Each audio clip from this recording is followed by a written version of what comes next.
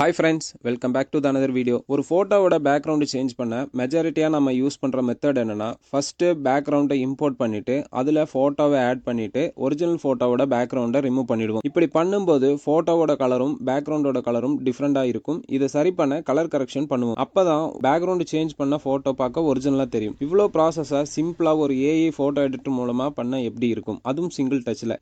இன்னைக்கு வீடியோவில் ஒரு ஃபோட்டோவோட பேக்ரவுண்டை மட்டும் இல்லாம பேக்ரவுண்டுக்கு ஏற்ற மாதிரி ரீலைட்டும் பண்ற ஒரு ஏஐ போட்டோ எடிட்டர்ல எப்படி சிம்பிளா ஒரு போட்டோவோட பேக்ரவுண்டை சேஞ்ச் பண்றதுன்னு வாங்க பார்க்கலாம். அதுக்கு முன்னாடி நம்ம சேனல் சக்சஸ்ஃபுல்லா 1000 சப்ஸ்கிரைபர்ஸ் ரீச் பண்ணிடுச்சு. சப்ஸ்கிரைப் பண்ண எல்லாருக்கும் ஒரு பெரிய தேங்க்ஸ். பிளே ஸ்டோர்ல இருந்து ஸ்விட்ச் லைட் ஆப்பை டவுன்லோட் பண்ணி இன்ஸ்டால் பண்ணி ஓபன் பண்ணிக்கோங்க. உள்ள போனதும் வர இந்த நோட்டிபிகேஷனை கன்ஃபார்ம் பண்ணிட்டு அக்செப்ட் பண்ணிக்கோங்க. இங்க பாத்தீங்கன்னா அவங்களே நிறைய பேக்ரவுண்ட்ஸ் கொடுத்துருக்காங்க.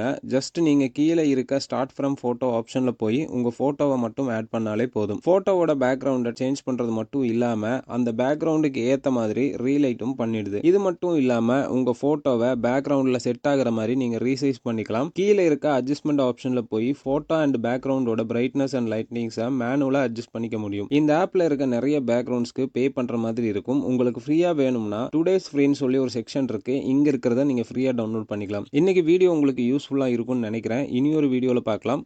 பை.